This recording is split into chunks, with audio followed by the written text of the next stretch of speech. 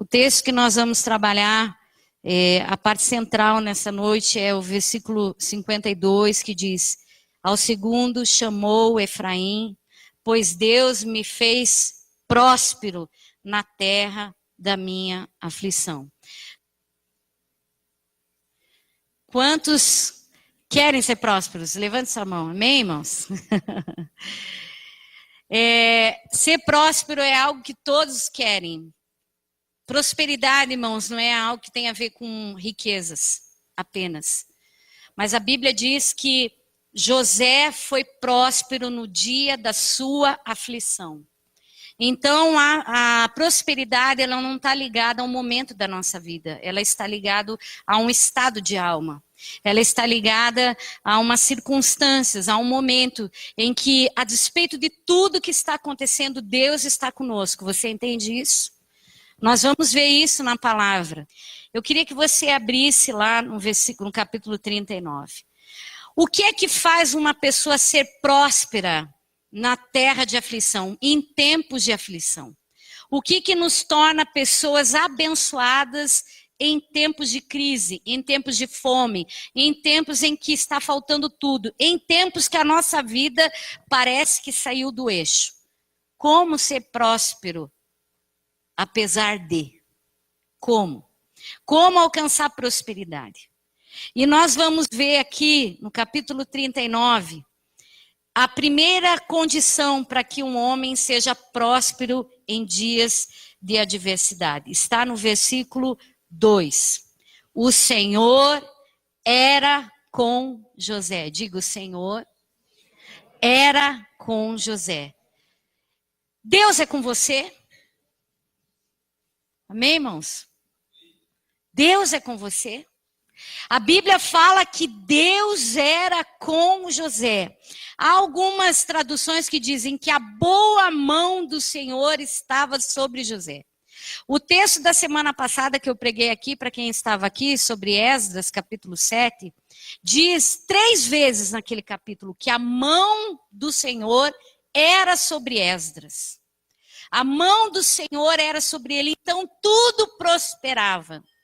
Meus irmãos, o Senhor era com José. Por quê? Porque José, ele tinha uma vida de integridade desde a sua infância. Ele gostava do que era certo, ele gostava do que era correto, ele gostava das coisas no lugar, ele não se conformava com a conduta dos seus irmãos. E aí você chega no capítulo 37, ele começa a contar a história de José, falar das características de José, e no 39 nós vemos aqui agora José na casa de Potifar, e a palavra do Senhor diz que o Senhor era com José. Por que o Senhor era com José? Não era apenas pela sua integridade, irmãos. Mas quando você leu o versículo que nós iniciamos lendo hoje na leitura, que quando ele teve 2 filhos, e o primeiro ele chamou Manassés, que quer dizer, eu me esqueço dos trabalhos passados e da vida passada. O que José está falando é o seguinte, eu não tenho memória daquilo que me fez mal. O grande problema, irmãos, de nós vivemos dias de aflição, vivemos dias em que ficamos prisioneiros das circunstâncias, é o nosso coração. O nosso coração define a nossa prosperidade. Sabiam disso? Se você não sabia, aprenda hoje. Como vai seu coração? Ele passou coisas terríveis, traição, ameaça de morte. Ele passou por calúnias, ele passou por desprezo, ele se tornou escravo sendo filho, ele foi levado menino para uma terra estranha, mas a palavra do Senhor diz que o Senhor era com ele. Sabe, irmãos, José decidiu andar não pelo que sentia, mas pela fé.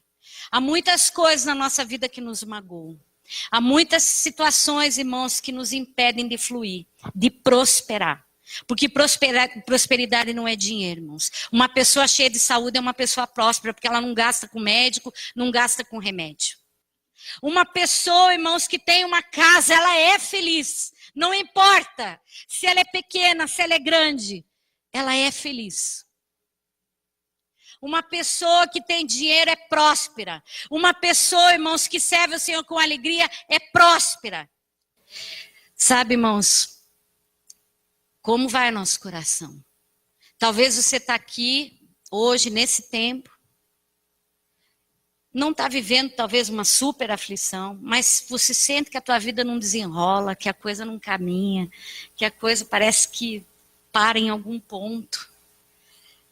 E duas coisas você precisa olhar. Você precisa manter o seu coração puro e reto diante do Senhor. Ele aprendeu a dar ordem para as emoções dele. Eu me esqueço dos dias passados. Eu estou aqui agora escravo, mas eu vou dar o melhor de mim nesse tempo. E o Senhor olhou para isso, porque a Bíblia diz que Deus colocou ele sobre todos os bens do seu Senhor, ao ponto que o homem não sabia nem o que tinha. Nós vamos ler isso. Tamanha integridade de uma criança, irmãos, de 17 anos, que aquele servo, senhor dele, confiou tudo, porque aonde José colocava a mão, aquilo virava uma riqueza. Tudo que ele fazia, as plantações, o texto fala, o campo, a casa, o dinheiro, tudo aumentava. Porque ele decidiu, irmãos, viver uma vida diferente a despeito das aflições que ele havia passado. Quanta gente dentro da igreja sentado com ódio. Ódio de gente, ódio de pessoas. Ah, me magoaram. Ah, não olharam para mim. Ah, tão isso, ah, tão aquilo. Meu irmão, flua. Deixe a vida caminhar. Deus é com você, mas Ele é com você quando o seu coração é totalmente dele. Davi, ele fazia um exercício com ele, irmãos. Davi dava ordens para a alma dele. Às vezes a alma dele amanhecia chateado. Você nunca amanheceu chateado, irmão? Você nunca amanheceu sem entender muito bem os teus sentimentos, as tuas aflições? Sabe como Davi dizia? Por que está batido a minha alma? E por que te perturbas entre mim? O que está acontecendo com você? Eu ainda louvarei. Alma, fica quieta. Porque tem dias, irmãos, que a nossa alma parece que fala mais do que a gente, é ou não é? Se acorda atribulado pensando, hoje eu pego aquele fulano, eu afogo ele, eu arrumo uma armadilha, eu dou um jeito. Aqui não, irmãos, que eu sei que vocês são tudo sarados, santo e bonito, o coração é tudo de Jesus. Mas, irmãos, nós muitas vezes paramos, nossa vida para por causa de ódio, por causa das coisas da nossa história. E Deus nessa noite, Ele quer dizer para você que a mão dEle quer estar sobre você. Mas o seu coração precisa ser totalmente dEle. Ele não aguenta ver você não desenrolar, você não fluir, você não ser aquilo que Ele chamou você para ser. Ele quer que você seja, mas o seu coração, irmãos, precisa ser guiado por aquilo que Cristo diz a teu respeito. Vamos ler o capítulo 39 aqui, o versículo 2. Diz assim: o Senhor era com José, que veio a ser homem próspero, e estava na casa do seu senhor egípcio. Ele era próspero sendo dono ou sendo escravo? Sendo escravo. Vendo Potifar que o Senhor era com ele, e tudo que ele fazia, o Senhor prosperava em suas mãos, logrou José mercê perante ele, a quem servia. E ele o pôs por mordomo da sua casa, e lhe passou às mãos tudo o que tinha. E desde que o fizera mordomo de sua casa, e sobre tudo o que tinha, o Senhor abençoou a casa do egípcio por amor de José. A bênção do Senhor estava sobre tudo o que tinha, tanto em casa como no campo. Potifar, tudo o que tinha, confiou às mãos de José, de maneira que, tendo-o por mordomo, de nada sabia além do pão de que se alimentava. José era formoso de porte e de aparência, mas esse cara aqui, ele não abusava no emprego, não. Ele tinha liberdade para ter tudo, mas ele dava conta do que ele comia. Olha, eu peguei uma bolacha lá na despensa, viu? Vocês acham que ele precisava contar? Mas ele dava conta do que ele comia para o seu senhor. Ele não era como alguns que a gente vê, irmãos, que gasta o tempo do patrão, que gasta o tempo das pessoas, que não respeita, que abusa da boa vontade de algumas pessoas. Às vezes você tem um irmão na igreja que é mais voluntário, que é mais disposto, ou lá na vida mesmo, você diz assim, vou pegar uma lasquinha dele agora. Aí você joga. Ai, tava com uma vontade de comer um bolo. Tava com uma vontade de passear, tava com uma vontade daquela jogada assim. Eu lembrei de você, queria ir. Aí você chega, já fizeram comigo, irmãos. Uma vez uma pessoa chegou para mim e falou, queria tanto comer uma pizza. Eu falei, vamos.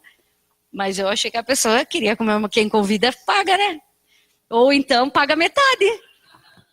Chegamos lá, comemos uma pizza. Quem pagou? Quem pagou? Nunca mais, playboy. Nunca mais me pega.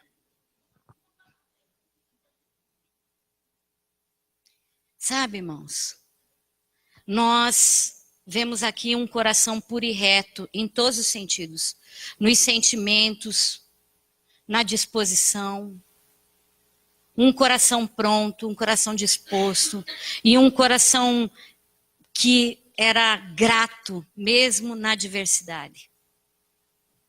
O seu Senhor não perguntava para ele, não sabia nada do que ele tinha. Imagina, irmãos, tudo que você tem está na mão de um menino. Pensa só, tudo que você tem na mão do Otávio, pois estava lá na mão do José. Tudo estava na mão de José. Mas José tinha um coração puro e reto. Se você quer que o Senhor seja com você e você quer prosperar em termos de aflição, mantenha a sua integridade. Mantenha o seu coração limpo. Se você tem que perdoar alguém, perdoe. Se você tem que abrir mão de algumas coisas, abra. Se você tem que dar conta, até do prego que você use, passe a dar conta. Mas não use ninguém, irmãos, porque Deus prospera. E Ele diz que o infiel não permanece na sua congregação. Seja uma pessoa honesta, porque isso tem valor para Deus. Salmo 94 tem um versículo que ele diz assim: aqueles que são retos, o Senhor não sonega nenhum bem. Está lá escrito. Salmo 84, desculpa, não 94, 84, que fala do pardal. Segunda coisa, irmãos, José era um homem de firmes convicções. Se você quer ser uma pessoa próspera no tempo da aflição, você tem que ter firmes convicções. Olha o que acontece com ele aqui no versículo 7. Aconteceu depois dessas coisas. Sempre tem depois de alguma coisa, né? Você está fazendo tudo certinho, aí chega aquele dia que parece que o inimigo diz assim, agora eu vou cuidar dele.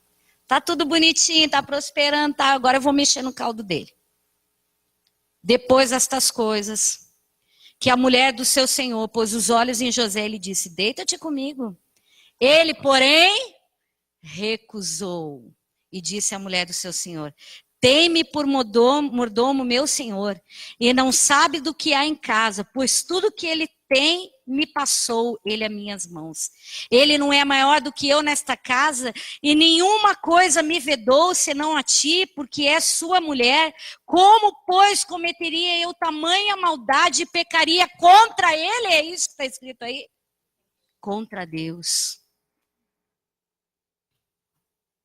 O problema não é nem teu marido ver. Não é nem você saber. É que se eu fizer isso, eu vou pecar contra o meu Deus. Gente, em tempos de aflição, Satanás chega para nos tentar, para roubar as nossas convicções. Como fez com Jesus, se tu és filho de Deus, se lança agora desse pináculo aqui, se joga, porque ele dará ordem aos teus anjos para te guardar de tropeçar. Jesus falou, está escrito, não tentarás o Senhor teu Deus. Lá na cruz ele disse, se és filho de Deus, desça daí agora. Usando o ladrão da cruz, usando aqueles homens que estavam ali tirando sorte, usando os religiosos, usando o povo. Nós precisamos ter firmes convicções em tempos de aflição, irmãos, porque Satanás vai dizer assim, se é filha de Deus, por que você está passando por isso? Não tem uns enviados, irmãos, que você está passando uma prova e eles chegam para você e dizem para você assim, eu não sei por que você ora tanto, Augusta. Olha aí, ó, a tua vida. E você aí, Rafael, por que você não larga, está indo fazer o quê na igreja? E você aí, irmã, está aqui insistindo por quê? E você tem que ter firmes convicções. Você pode não ser tentado como ele foi aqui para trair o seu senhor com a esposa dele. Mas você pode ser tentado em várias áreas da vida. O grande problema dessa geração é convicção. É uma geração, irmãos, que não prospera porque não tem firmes convicções. Um dia está bem com Deus, outro dia está mais ou menos, outro dia não sabe se quer, se não quer, se vai para o céu, não sabe nem se mais tem céu, não vai... Não tem convicção, irmãos. Não tem convicção mais do valor da igreja, não tem convicção mais do valor do corpo, não tem convicção mais das coisas espirituais, leva a vida de qualquer jeito, só aparece quando tem festinha. Sabe o que é crente bolo? Só aparece quando tem festinha. Quanta coisa a gente vê. Porque não tem convicção, mas a pessoa quer prosperar. Ela quer que a mão do Senhor esteja sobre ela, mas ela não tem firmes convicções. Sobre nada. E nós precisamos, irmãos, porque nós queremos ter prosperidade. Que coisa tremenda, irmãos. Eu penso que José tinha a melhor cama da casa. Você acha que esse patrão aqui não dava uma boa cama para ele, irmãos? José era um homem de firmes convicções. Diante das tentações, ele não se corrompeu. Você está aqui ouvindo a palavra domingo após domingo, quinta após quinta, quarta após quarta, sei lá, na célula, com os homens, com as mulheres. Tenha convicções firmes, irmãos. Saiba o que você quer. Não seja um elevador, uma hora está em cima, outra hora está embaixo. Seja uma pessoa firme. Mesmo que as coisas fiquem difíceis, seja firme. Se nesse tempo existe uma coisa que falta, é firmeza. Firmeza de caráter, irmãos. José podia ir à forra, está tudo na minha mão. Ele não sabe nada do que ele tem, sabe o quê? Eu vou aproveitar. Eu vou roubar uma hora dele. Eu vou pegar lá aquela carne lá na geladeira. Eu vou pegar o iogurte, eu vou pegar... Tinha uma moça que trabalhou para minha mãe que ela tomava iogurte e fechava ele inteiro. Era ou não era, mãe? Chegava lá nas bandejas, fazia assim, plof. Não tinha. Eu nunca esqueci isso. Era menina. Sabe, irmãos? Deus está com o olho dele. A Bíblia diz que os olhos do Senhor passeiam sobre a terra procurando os fiéis. José, ele se manteve convicto. Como vão as tuas convicções? Primeira coisa, como vai seu coração? Segunda coisa, como vão suas convicções? Você crê mesmo? Você é o mesmo cristão lá do início da fé? Ou você está assim, ó? Como está? Como vai sua vida? Quarta coisa, irmãos. Submissão incondicional. No versículo 4, aqui, a Bíblia fala que José logrou mercê perante ele a quem servia, e ele o pôs por mordomo da sua casa, e ele passou as mãos tudo que tinha. Ele foi um homem submisso, sendo escravo. Lá no capítulo, no versículo 21 do capítulo 39, quando a mulher de Potifar assedia ele para que ele vá se deitar com ela, José nega. Ele diz, eu não vou pecar contra o meu Deus, não vou pecar contra o meu Senhor. Ela cria uma situação de calúnia para ele. Porque ele sai correndo. Gente, a vontade da mulher era tanta de levar aquele moço para o mau caminho que ela arrancou a roupa dele toda. E ele saiu, ó, deu no pé. Só que as roupas dele ficaram no quarto, era tudo que ela queria. Ela tinha que se explicar. Ela disse, não, ele tentou abusar de mim. Ele tentou mexer comigo. E aí o seu Senhor colocou ele numa prisão. Lá na prisão, a palavra do Senhor novamente vai dizer, olha só o que diz o versículo 20 e 21. O Senhor de José o tomou e o lançou no cárcere, no lugar onde os presos do rei estavam encarcerados. Ali ficou ele na prisão. O Senhor, porém, era com... E ele lhe foi benigno e lhe deu mercê perante o carcereiro, o qual confiou às mãos de José todos os presos que estavam no cárcere, e ele fazia tudo quanto se devia fazer ali. José agora está preso, irmãos. Agora ele não é mais o escravo preferido da casa. Agora ele virou o preso preferido do local. E, irmãos, mesmo ele sabendo que está sendo usado, ele serve e faz tudo quanto ali se devia fazer. Novamente nós vemos um coração reto. Um coração pronto, um coração disposto. Estou aqui agora preso. Ninguém faz nada, eu vou ficar aqui preso, né? Estou preso. O que eu vou esperar da vida? Ficar preso. Mas José não. O povo olha para ele e diz assim, esse menino é diferente. Olha o jeito desse menino. Eu vou usar esse menino. Eu vou apoiar, investir na vida desse rapaz aí. E é o que ele alcança. E a Bíblia diz, olha só no versículo 23, e nenhum cuidado tinha o carcereiro de todas as coisas que estavam nas mãos de José, porquanto o Senhor era com ele, e novamente, e tudo que ele fazia, o Senhor prosperava. Próspero na cadeia, irmão. Dá para ser próspero na cadeia? O José foi. O José foi próspero na casa de Potifar. Foi próspero na cadeia. Eu aposto que o carcereiro diz assim, leva a melhor comida para ele. Põe lá um colchão para ele. Vamos dar uma força para ele. Ele está me ajudando, vou ajudar ele. Prosperava, irmão. Todo mundo via. Você é uma pessoa submissa incondicionalmente? Você é obediente, mesmo quando quem manda em você é o Senhor? É alguém que não tem nenhuma empatia real por você, ele te usa, mas mesmo assim você é obediente? Você é obediente às pessoas que Deus colocou sobre a tua história? Porque se você não aprender a obediência, irmãos, você não vai aprender nada e Deus não vai te prosperar. Às vezes Deus coloca pessoas até menores do que nós, que sabem menos que a gente, para a gente aprender a obedecer. A gente diz assim, eu sei mais que ele, não vou obedecer. Mas Deus está olhando o seu caráter. Deus está olhando a sua conduta. Porque é isso que vai fazer a diferença no dia das tuas realizações. Você quer ser realizado. Outra atitude dele aqui, fidelidade. Não importa quem servia, ou como todos, né? Todos os que deveriam ser seus algozes, o queriam bem. Todo mundo gostava de José.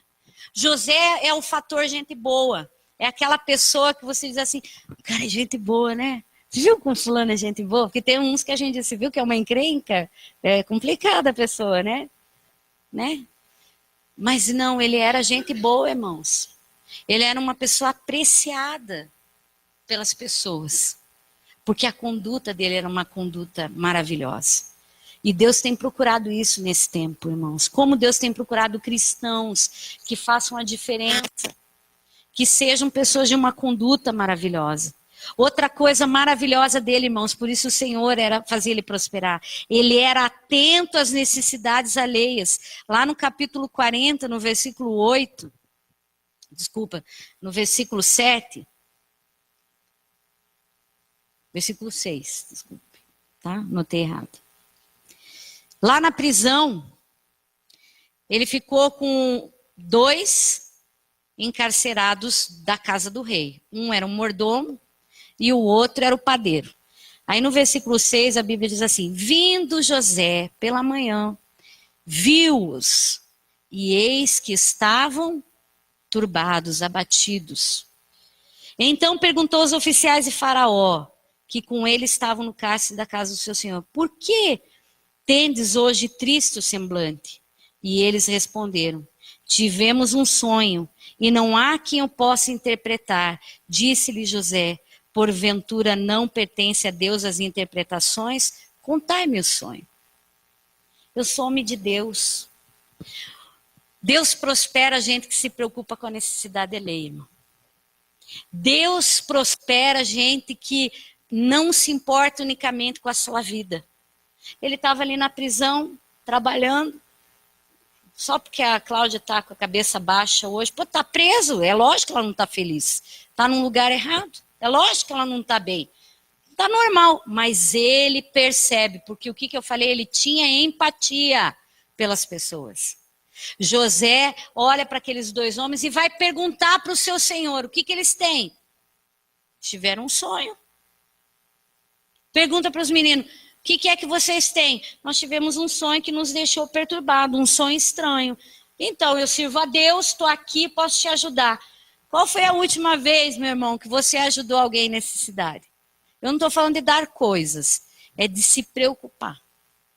De se preocupar em ligar, de se preocupar em visitar, de se preocupar em perguntar. Às vezes você chega na igreja, o teu irmão parece às vezes que está até emburrado, e você chega, dá lá aquele abracinho, né? Você dá aquele toque e diz assim, tá tudo bem, vamos orar junto. Estou sentindo sua falta, irmãos. Nós precisamos nos aproximar, irmãos. Deus é com esse tipo de pessoa. Deus é com pessoas que se importam com os outros. E um abraço é muito mais importante, às vezes, do que um pão que você leve. Um sorriso. Irmãos, como nós somos indiferentes.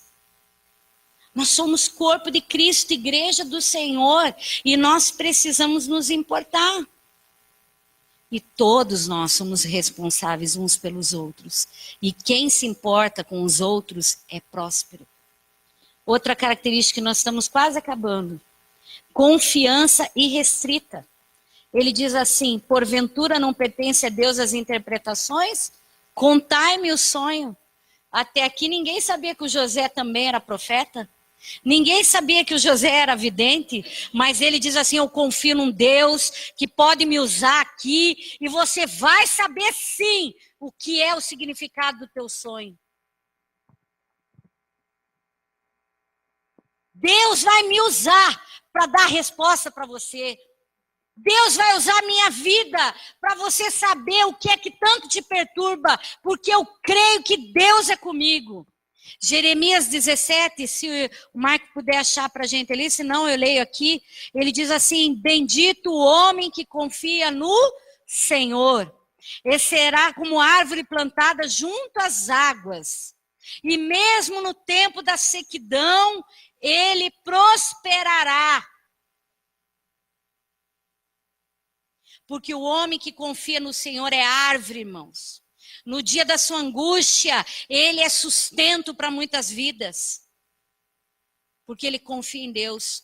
Quantas mulheres, irmãos, quantos homens que às vezes a casa está ruindo. E essas mulheres estão de pele dizendo, Deus vai mudar a nossa história.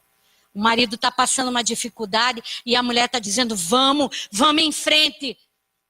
Seja uma mulher de confiança. O homem está lá, muitas vezes aflito, e a gente está lá, isso mesmo, você está aqui passando por isso, isso. Nós temos uma amiga comum, eu digo assim, que ela é uma bênção na nossa vida, a Adriana, uma irmã, assim, ela é prima da Lu, mas ela é minha amigona. E a gente fez muita coisa junto. E o menino dela caiu da escada, e essa irmã, a Sueli, era uma mulher de muita fé. Essa irmã, ela chegou e foi... deixa eu voltar aqui, me distrair com vocês. Caiu o menino dela de uma escada, irmãos, uma escada assim, ó. Caiu lá e quebrou a cabeça. Quebrou literalmente a cabeça. E o médico falou, esse menino vai morrer. Elas começaram a orar. Igual a irmã Irene e a irmã Rosa aqui na igreja. E vale orar, vamos orar. As duas, Gi, vem orar, que o médico condenou. Cabeça do piado era desse tamanho. Fui no Pequeno Príncipe, quando eu olhei, eu falei, só Jesus na causa mesmo. Mas a Sueli falou, Jesus vai curar. Um dia a Sueli lá na oração falou assim, Deus falou para mim, irmã, que você pode ir lá tirar ele de lá, porque o menino está curado e ele vai ficar bom. E o médico falou que ele ia virar um vegetal. Eu fiquei comigo assim, só o sangue, não vou dizer nada. Irmãos, ela foi lá e tirou o médico. Você é sua louca, você vai ser responsabilizada. Se o menino morreu, ficar deficiente, o problema é teu. O guri tá lá até hoje, moção. Sabe por quê? Porque Deus usou uma mulher de confiança para animar a outra. Uma mulher desprovida, uma mulher que não tinha coisas, mas ela tinha fé para ser uma bênção na vida daqueles que precisavam no dia de aflição.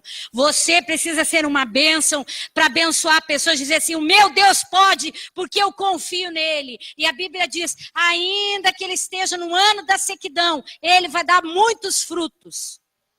E ele deu, José deu. José revelou o sonho deles. Sabe o que aconteceu? José pediu só uma coisa, quando vocês voltarem lá para a casa do faraó, não esqueçam de mim. Eles esqueceram. A Bíblia diz que eles se esqueceram de José.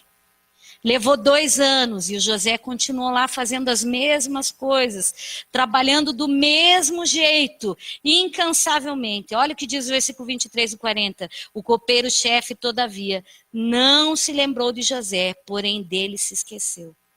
Passado 2 anos, irmãos, completos, Faraó teve um sonho.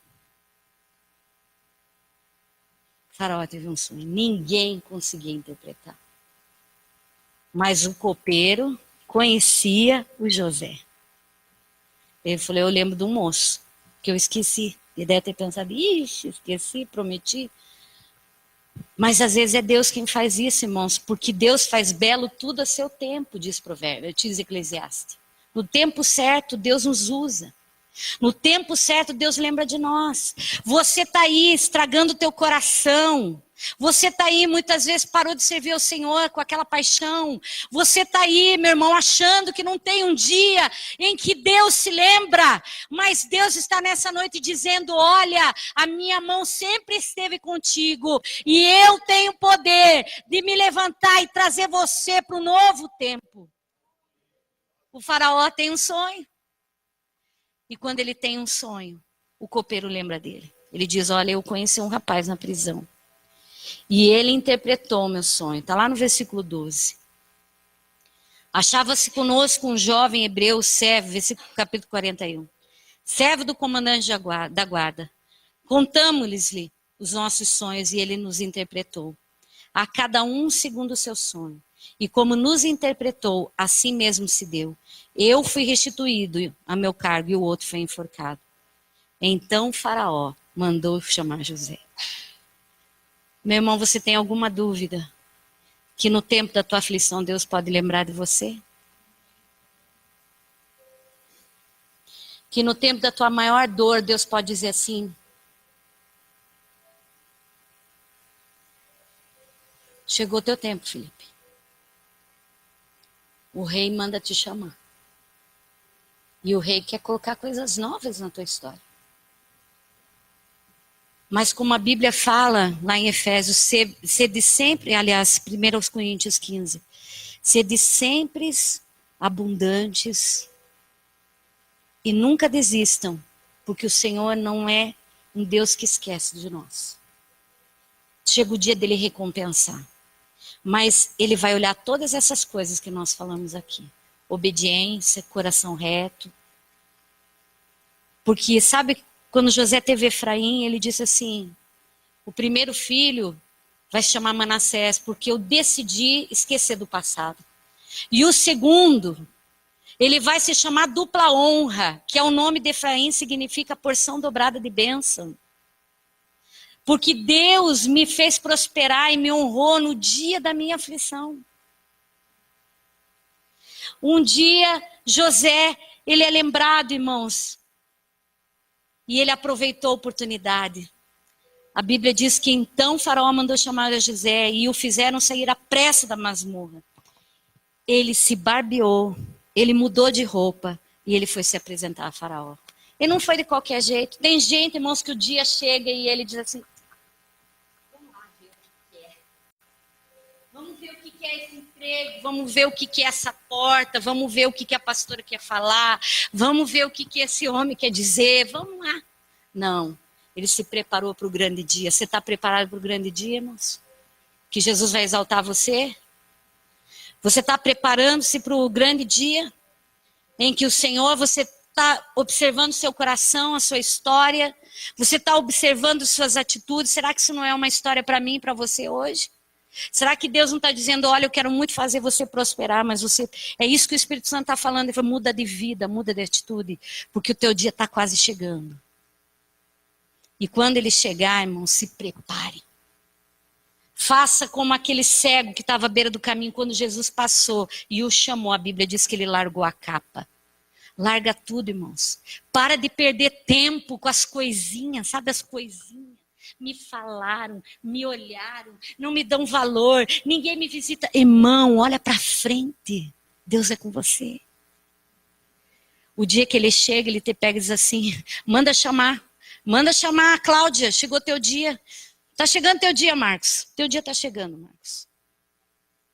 Eu estou falando profeticamente, está chegando. Sabe? Amo muito sua vida, mas vocês são um casal admirável. E está chegando. Às vezes a gente não entende. Passam-se anos, mas o rei lembra. Eles mandam chamar o cara lá, que eu quero saber tudo. E mais uma vez, irmãos, José vai, e quando ele chega ali, e interpreta o sonho de Faraó.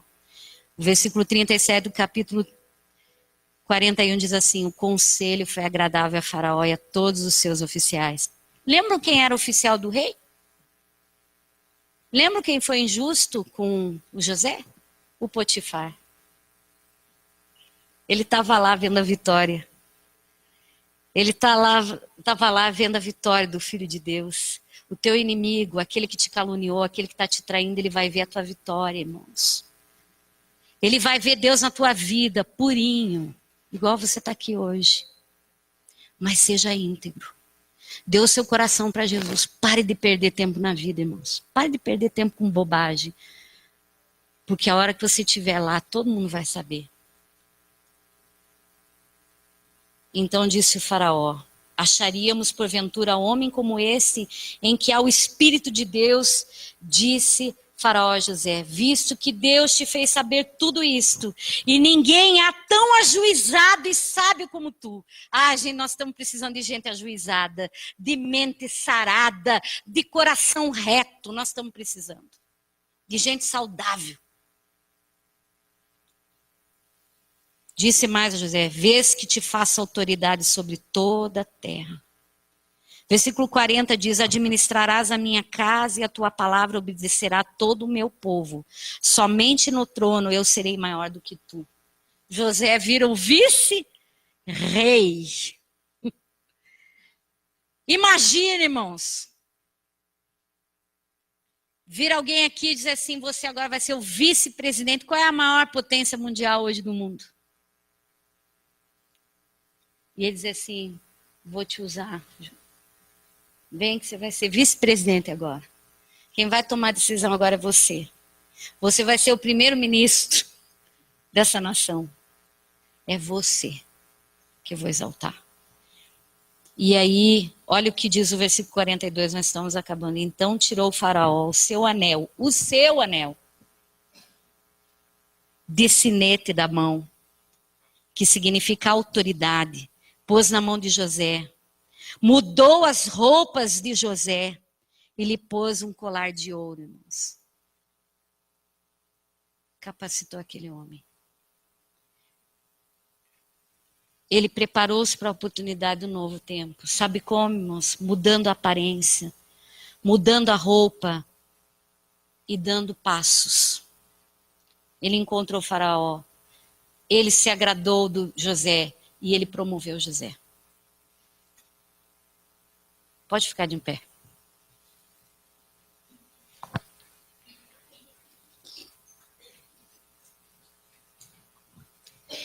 Quantos aqui têm sonhos? José era um sonhador.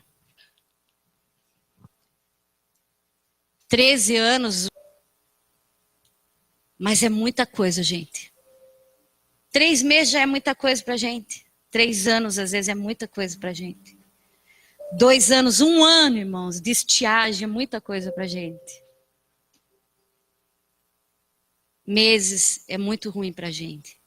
Agora você imagine, irmãos, 13 anos separado da casa do pai.